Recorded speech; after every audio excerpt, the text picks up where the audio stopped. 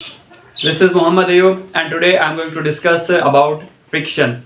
Friction is the force that oppose the motion of moving objects. यानी कि friction एक ऐसी फोर्स है जो मूविंग ऑब्जेक्ट की मोशन को रोकती है.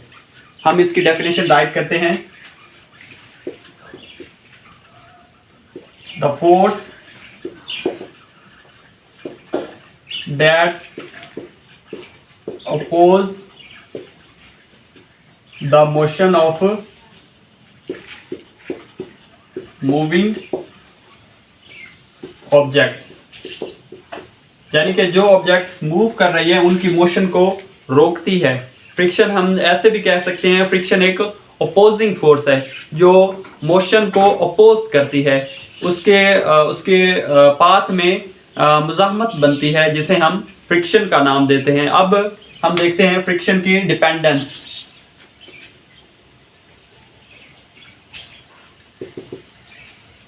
फ्रिक्शन दो चीजों पे बेसिकली डिपेंड कर रही होती है. Nature of objects. Friction depend कर रही होती है नेचर ऑफ ऑब्जेक्ट पे, और secondly pressing force.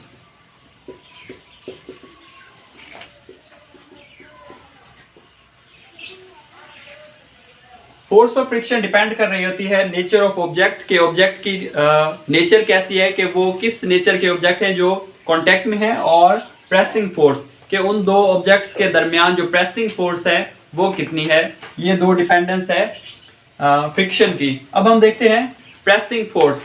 Pressing force actually क्या होती है कि अब हमारी एक पाम है, उसे हम डिफरेंट ऑब्जेक्ट्स के ऊपर प्रेस करें यानी कि रब करें, तो हमें डिफरेंट टाइप्स की, डिफरेंट काइंड्स की हमें फ्रिक्शन ऑब्जर्व होगी. फ्रिक्शन हम ऑब्जर्व कर पाएंगे या महसूस कर पाएंगे. Like wood, glass or other material like iron. Then we see that we can observe different types of we can feel or observe different type of friction. अब friction देखते हैं कि फ्रिक्शन अपोज क्यों करती है मोशन को. अब question ये राइज होता है कि फ्रिक्शन अपोज क्यों करती है मोशन ऑफ मूविंग ऑब्जेक्ट्स को. Why friction oppose motion. It's a very important question in the conceptual way कि आखिर फ्रिक्शन अपोज क्यों करती है. Under the microscopic study, let us consider we have two masses just like shown in figure.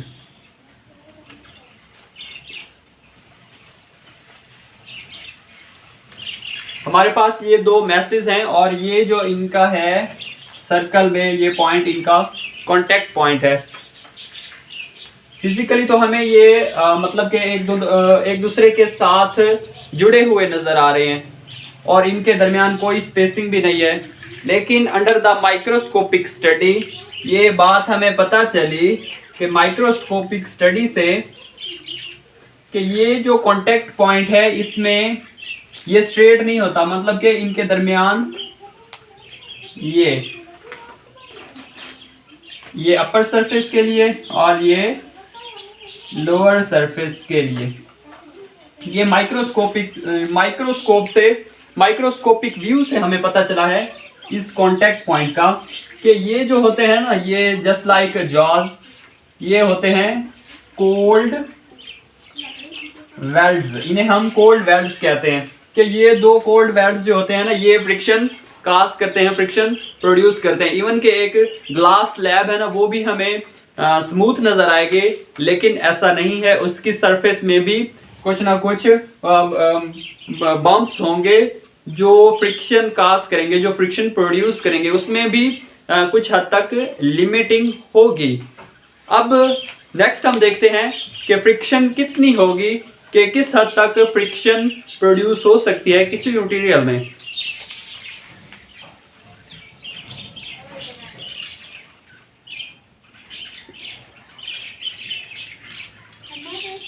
Next हम देखते हैं कि कितनी फ्रिक्शन प्रोड्यूस हो सकती है या कितनी फ्रिक्शन होती है, उसे हम क्या कहेंगे। The maximum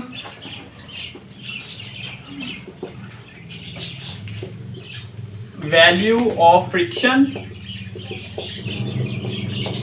is known as the maximum value of friction is known as force of limiting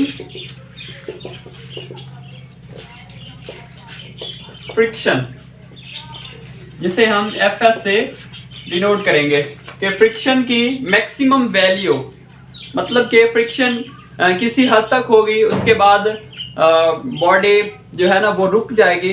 जो मैक्सिमम वैल्यू फ्रिक्शन की होगी उसे हम कहेंगे फोर्स ऑफ लिमिटिंग फ्रिक्शन, के फ्रिक्शन की कोई ना कोई लिमिट है, कोई ना कोई हद है, तो उसे हम Fs से डिनोट करेंगे।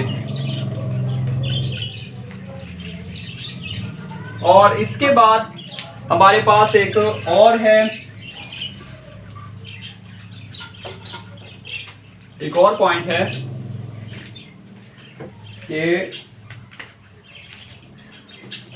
द रेशियो ऑफ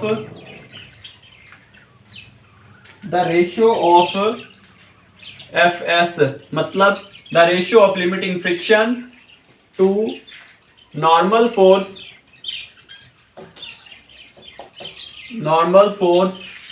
जिसे हम R से डिनोट करेंगे। The ratio of limiting friction to the normal force R is called coefficient of friction, जिसे हम म्यू से डिनोट करेंगे।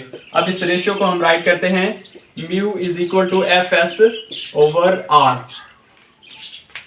तो इन दोनों की रेशियो के साथ, रेशियो से हमारे पास एक कोएफिशिएंट ऑफ फ्रिक्शन हमारे पास आया।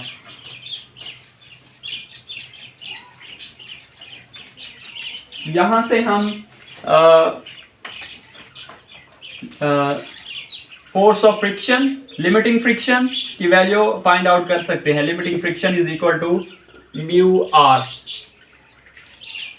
अगर आर कोई वेट है तो इसकी जगह पे हम mg भी राइट डाउन कर सकते हैं।